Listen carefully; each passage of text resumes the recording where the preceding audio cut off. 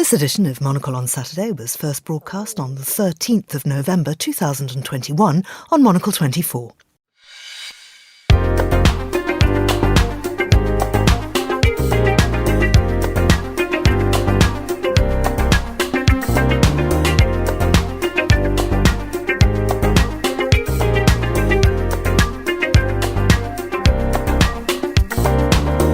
Hello, I'm Georgina Godwin, broadcasting to you live from Midori House in London. This is Monocle on Saturday.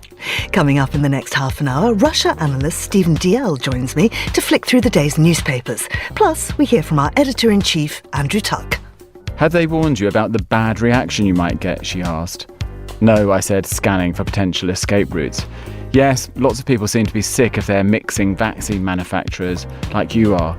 I was really bad after my booster, she said. This was not helpful, but I had another more pressing issue to clear up first, my phobia of needles. And Monocle's contributing editor Andrew Muller rounds up what we learned this week. This was not the only failure to think through consequences of impetuous action of which we learned, as we also ended up learning quite a lot about the extracurricular interests of British members of Parliament. That's all ahead here on Monocle on Saturday on Monocle 24.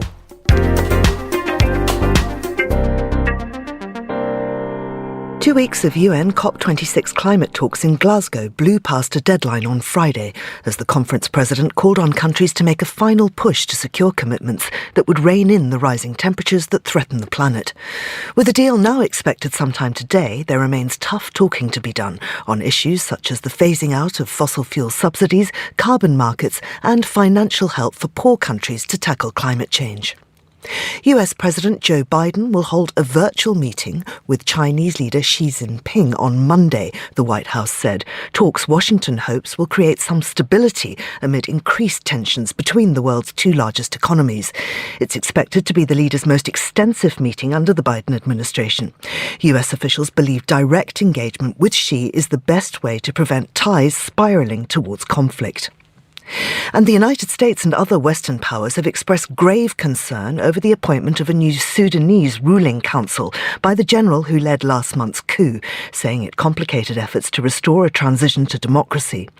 The US, Britain, Norway, the European Union and Switzerland also urged the security services to respect the right to freedom of speech without fear of violence or detention ahead of protests set for today by critics of the army's move. I'm Georgina Godwin, and that's your Monocle 24 News.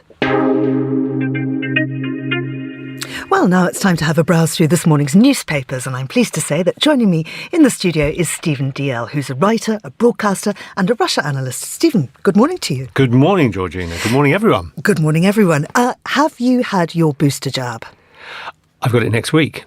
I had to. The rule in the UK was that you could have your booster jab 6 months, but no sooner after your second jab. And mine was on May the 18th, so I become eligible on November the 18th, and I'm booked in for November the 21st.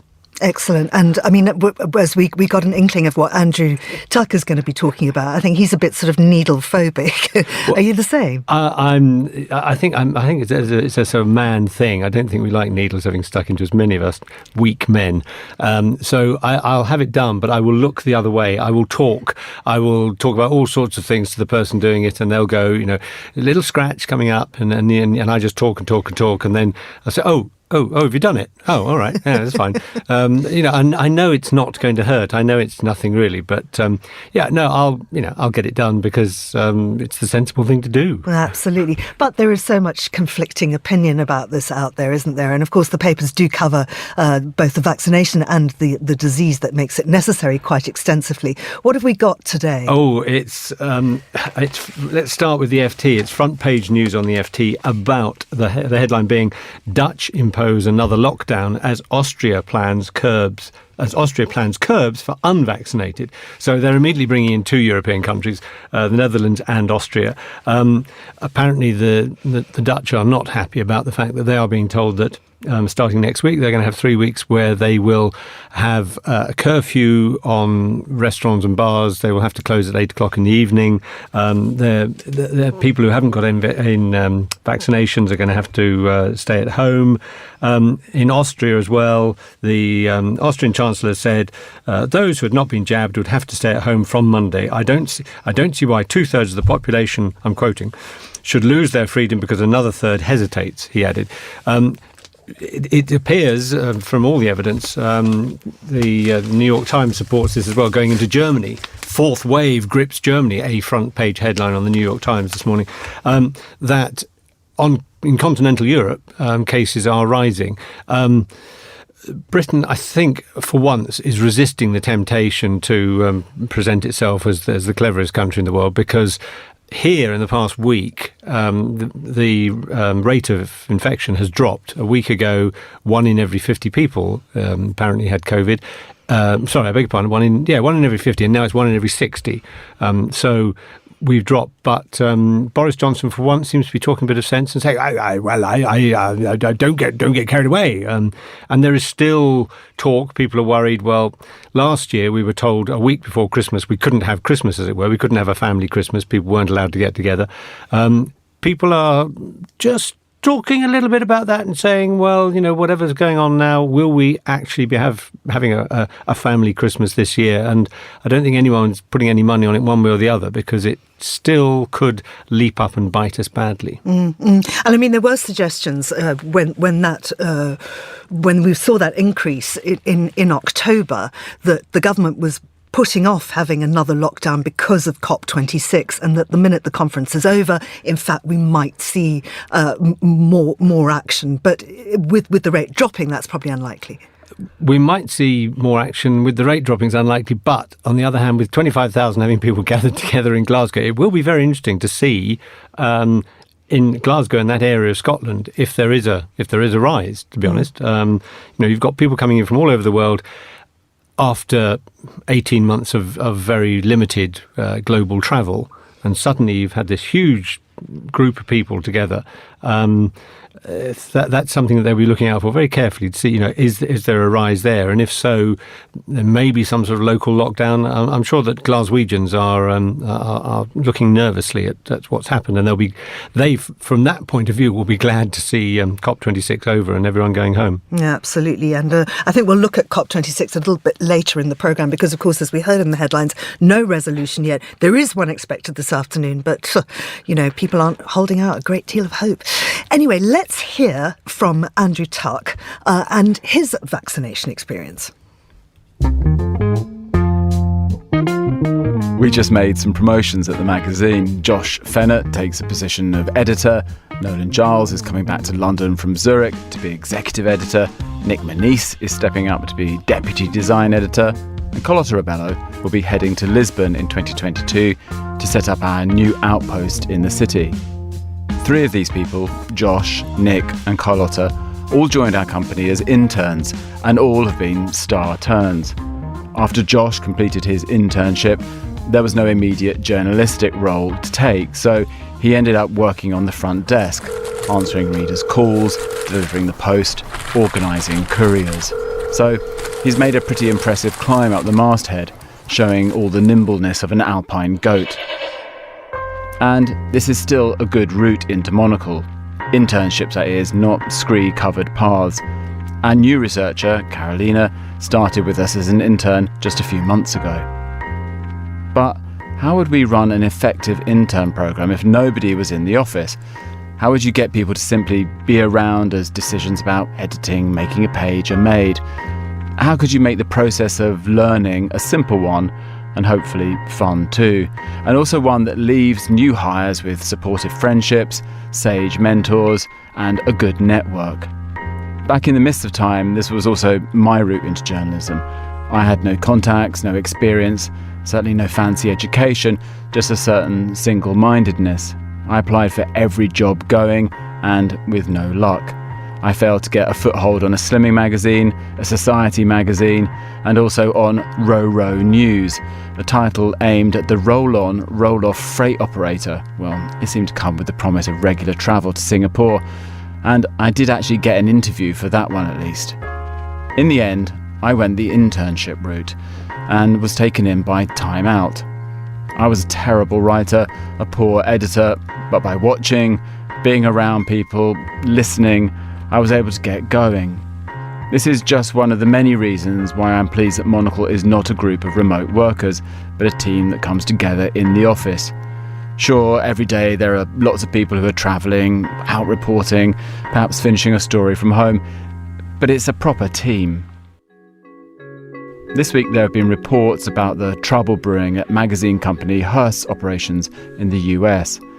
The firm has told people to return to the office to work for 1 day a week from now on, rising to 3 days a week in 2022, and this has triggered much anger and legal action from the union representing staff on magazines such as Cosmopolitan. After months of working from home, people don't want to come back. It's also one of those standoffs that remind you of the downsides of working in a very large media company, the utter lack of trust, the general belligerence. But as an outsider, you do wonder how any of these, mostly US companies, will manage to hold on to any company culture, ever rebuild camaraderie, let alone open the door to people from ordinary backgrounds who want to find a job in media. This week I had my COVID booster. The vaccination centre was run with incredible efficiency, and even after all of these months of delivering jabs, the team seemed full of jollity. Except the woman tasked with giving me my injection. "Have they warned you about the bad reaction you might get?" she asked. "No," I said, scanning for potential escape routes. "Yes, lots of people seem to be sick if they're mixing vaccine manufacturers, like you are. I was really bad after my booster," she said. This was not helpful, but I had another more pressing issue to clear up first: my phobia of needles. I explained that I would need to look away and would prefer not to see the needle at any point. "Okay," she replied before changing the topic and asking me where I worked. I explained that I was a journalist for a magazine, and she asked what topics we covered, and then inquired, just as she was jabbing me, how it was faring in the current market. I was just starting to almost run her through the accounts when she said, "No need to answer, I was only asking to distract you." As I put back on my jacket, she inquired where I was going next, and I told her that I was en route to the office, you know, the one belonging to the magazine that you don't care about. "Wow, you are confident," she said. I made sure to book a day off. "Good luck." Was this the woman perhaps we needed to be our tough, straight-talking foreign editor? She'd certainly have Putin in a corner in no time. I was an immediate fan. Although she may be disappointed to know I had no side effects. Very many thanks there to Andrew Tuck. And Stephen, you're giggling nervously. Are you going to take a day off? Well, I have deliberately chosen a date when I've got nothing in my diary for the following day. Yeah, very just in case. I felt a bit like flu-like after my very first jab. Fine after the second one. I'm nervous about what Andrew was saying there about, well, if you're mixing, because I'm not sure which one I'm going to have, and it may well be the one I didn't have before. Yeah. So we shall see. We shall see. Now, the other thing we're waiting to see, of course, is the outcome of COP26. Now, a third draft of a new global climate change agreement was released this morning. Many are hoping, many are hoping that this time it will get through. But of course, it has to be approved by every single person who has to agree with every single word. And I mean, it's tough to get this one over the line. It is. And I want to be the first journalist to call COP26 cop out.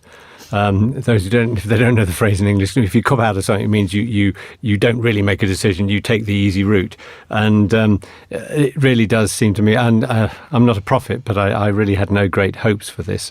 When you heard Saudi Arabia saying, "Oh, we'll try and get down to zero by 2050," and then India saying, "Well, we'll do it by 2070," everyone accepts, all the scientists accept, the people who know about these things accept, we're already in a crisis condition, and to put it off till 2050, 2070, whatever, is you might as well say, well, we're not going to bother, because this is crucial. It's interesting how in the papers, we mentioned that vaccinations and COVID are on the front page again. And you have to look inside the papers to find anything about COP. It's as if people are sort of so fed up with it. I would have thought, I came in this morning sort of looking at the papers thinking, well, it'll be on the front page, and the fact they've actually put the decision off and the final draft until today, so that it's already in extra time. I thought that would be a front page story. No.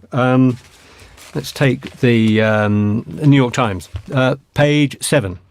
page 7, and it starts with the main focus for that is the Glasgow refuse workers strike. And picture of rubbish gathering, and that there's been a plague of rats in Glasgow because, it just shows what a throwaway society we are. And there's 25,000 people talking about the climate and so on, and how we should recycle and use things better and so on. And Glasgow refuse workers complaining about they're so underpaid and badly treated that they've actually gone on strike. If we go to the FT, we have to go to page 8 to find a couple of stories. Climate change talks go down to the wire as divisions persist, and another showdown over fossil fuels phase out, and saying main sticking points revolve around coal, oil, gas and financial support. Oh, did we not know that 2 weeks ago that was going to be the issue? And this is just what I find so staggering, is that our world leaders went into this knowing that those were the issues, and we're coming out of it and they're saying those are the issues. We still haven't really got an answer. And there's just to refer also to the Times, the most relevant, I thought, piece on that is actually a cartoon. Inside page opposite the editorial page.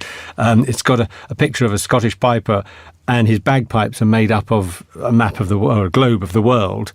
And it just says COP26 Glasgow, a lament. Well, if a piper plays a lament, it's normally, sort of funeral or something that has gone badly wrong. Yeah, well, we're hoping for some good news from Glasgow sometime. I admire your optimism, Georgina. Let's find out from Andrew Muller what else we learnt this week.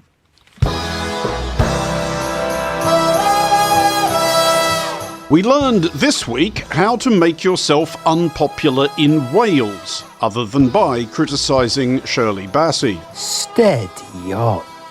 During last weekend's rugby match between Wales and South Africa, with scores tied at 15 each, a miscreant invaded the field amid a promising move by Wales, very plausibly costing them a crucial try in a game they went on to lose. The following audio does not quite, regrettably, convey the full rage of the crowd or the quantity of beer in which the scofflaw, once apprehended, was doused.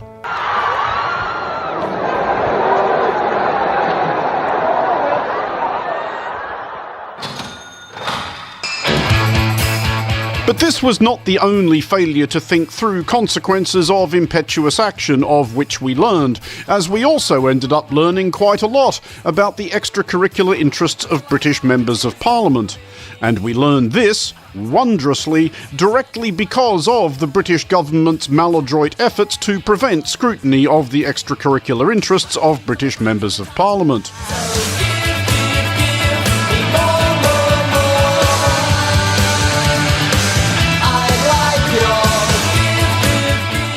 Had long-serving Tory MP Owen Paterson accepted his 30-day suspension from the Commons after being rumbled lobbying for firms from whom he had been trousering a retainer, the affair might have blown over relatively quickly, like in about 30 days or so. Instead, the government laboured to protect him, as a result of which Paterson has resigned, occasioning a by-election which looms as tremendous fun for everyone but the government. The Prime Minister spent much of his globally broadcast COP26 press conference having to explain that his country is not institutionally bent. The UK is not remotely a corrupt country, nor do I believe that our institutions are corrupt. I think it's very, very important to say that. Which is just one of those disclaimers you don't ever want to find yourself uttering, right up there with "it's not what it looks like," of which Boris Johnson may also have some experience. And press and public alike have taken a sudden interest in what else might have been hiding in the plain sight of the Register of Members' Interests. So we've learned, along with whom the people who are supposed to be working for us are actually working for, that if this government was a fire brigade, it would not only set its own station alight, but respond to the blaze by torching the entire street, encouraging the flames into the surrounding suburb, and then having the chief tell reporters that there had never been a fire in the first place. There's probably a pants on fire joke which ties this whole thing up nicely, but it looks encouragingly like this particular act of inadvertent arson may not have burned itself out just yet. So we'll save it.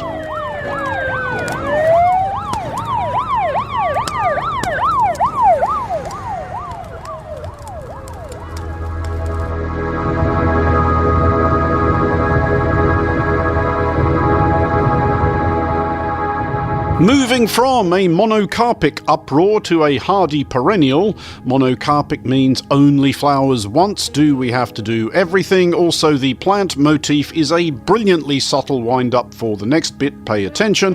We learned that poppy kitsch may have achieved its ultimate expression.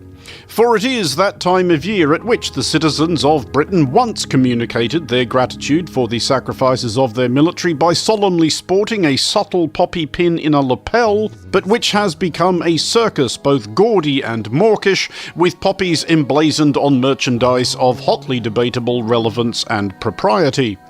And this year we learned the actual official Royal British Legion shop was offering, at £39.99 a bottle, what was cheerfully branded as Pull the Pin Rum, with a grenade ring attached to the cork. No, don't. No. No. Don't. Really? Please don't. Seriously? Please No. don't. Don't God, hear it. no way. Oh God, Andrew, no. Well, quite. We later learned that following an amount of social media response along the lines of "Lads, what are you doing?" the beverage had been withdrawn from sale. But we also learned from checking just now that still freely available are poppy-themed dog bowls, gardening gloves, picnic wear, bow ties, hair ties, umbrellas, and pomegranate hand cream. Good cause and all that, obviously, but we did learn that the Poppy Shop's webpage does have utility, if you log on at the right moment, in encouraging that 2-minute silence at the 11th hour of the 11th day of the 11th month, even if it is more of the aghast rather than respectful variety.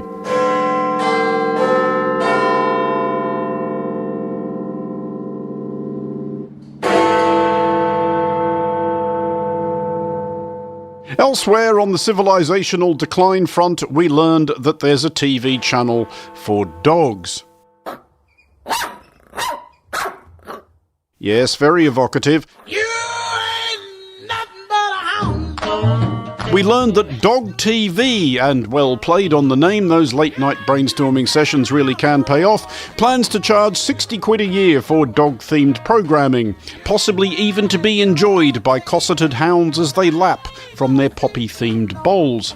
So what we've really learned is that some actual dog owners haven't learned that if what they really want is their pet's enthralled attention, all they really need to do is hang a biscuit on a string just out of reach, and that right there is 60 extra quid they can now spend on a poppy-themed collar, lead and basket, which would still leave nearly enough for a poppy-themed dog bandana.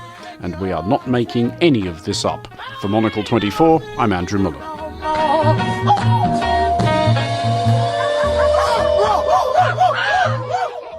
Many thanks there to Andrew Muller. And if you want free dog TV, my Instagram has a video of my dog being very, very, very clever yesterday. Well, I can only say congratulations, Georgina. I remember one time being in the studio when it was sniffing at my feet, and I went to scratch my knee and it licked my fingers, which was... I thought I carried on pretty well, though. But, yeah, I've met your dog, yeah. That's said with a little bit of disapproval there, Stephen. I think we move on quite swiftly. The other thing, of course, that Andrew was looking at is Tory sleaze. And this has been really not far from our front pages for the last week. It does seem that even papers that were very friendly towards the British government, towards the Conservative Party, are now turning against, because I don't think there's been a single paper this week that hasn't picked up on the fact that there has been some truly reprehensible behaviour. Indeed. I mean, I haven't got them in front of me today because it's not today's papers, but the middle of the week, the Daily Mail and the Daily Express, which can always be guaranteed, or normally be guaranteed, to fly the flag for the Conservative Party and will... pretty well forgive anything they do. We're actually saying, come on, Boris, this has gone too far, what's going on, get a grip. The most, and these are front page headlines, the most striking headlines I've ever seen, I think, against the Conservative Party from those two newspapers. But today's papers, yeah, as you say, it hasn't gone away. I mean, this has been going on for at least 2 weeks. The Times has effectively 4 pages in a row from page 6, 7, 8, 9. It starts with a big 2-page spread. The parliamentary part-timers, at least 138 MPs with second job. Now, it's a big question. Should they have another job anyway? Because if you're an MP, you're probably working 60, 70, 80 hours a week. It's a tough job to do properly. So how have they got time for something else?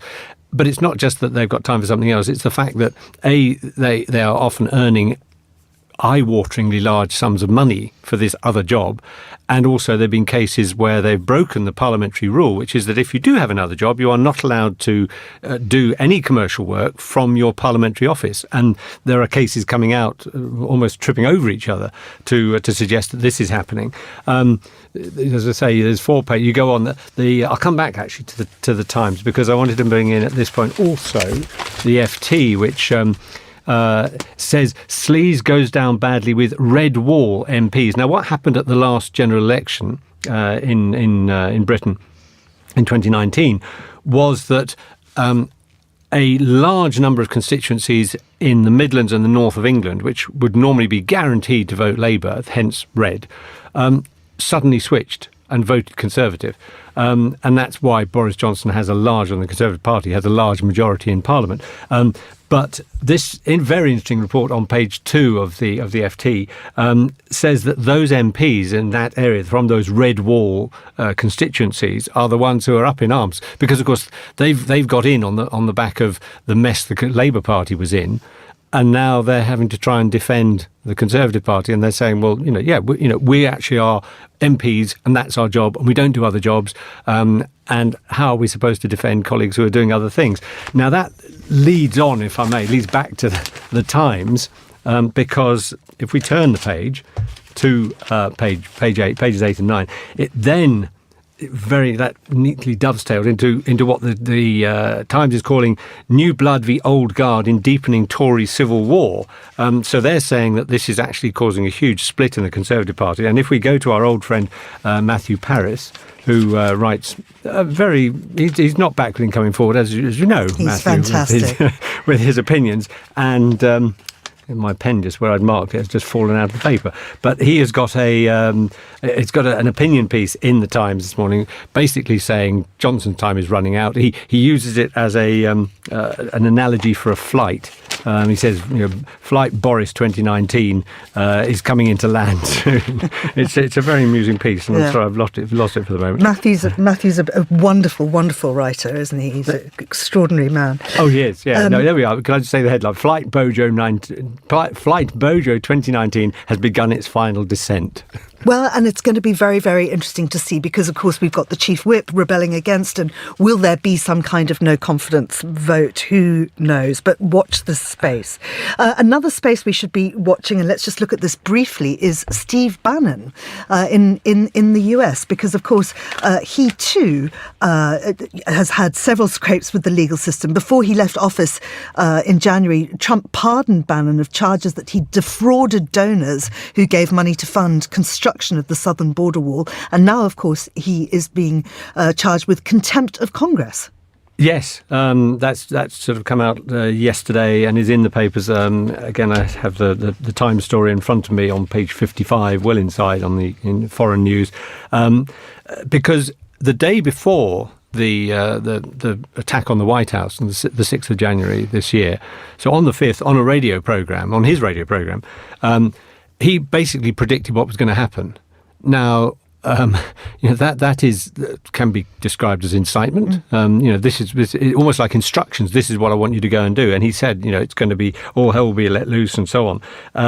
And not surprisingly, the US Congress has said, we want you to come before us and explain this. And he hasn't turned up. So he is going to be facing criminal charges, and who knows, he might even end up in prison. But he's not my favourite person, shall we say.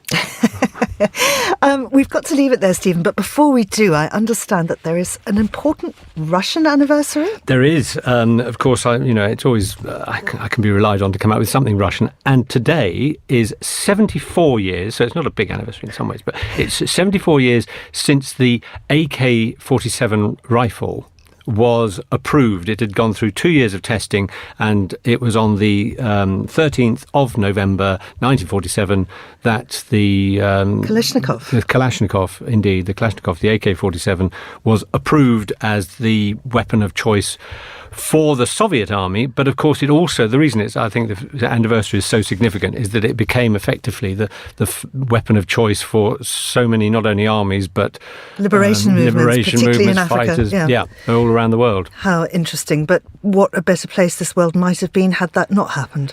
Indeed, but they probably would have found something else. On that cheerful note, thank you, Stephen TL. And that's all for this edition of Monocle on Saturday. Thanks to our studio engineer Sam Impey and our producer Marcus Hippie. I'm Georgina Godwin, and Monocle on Saturday will return at the same time next week. Thanks for listening.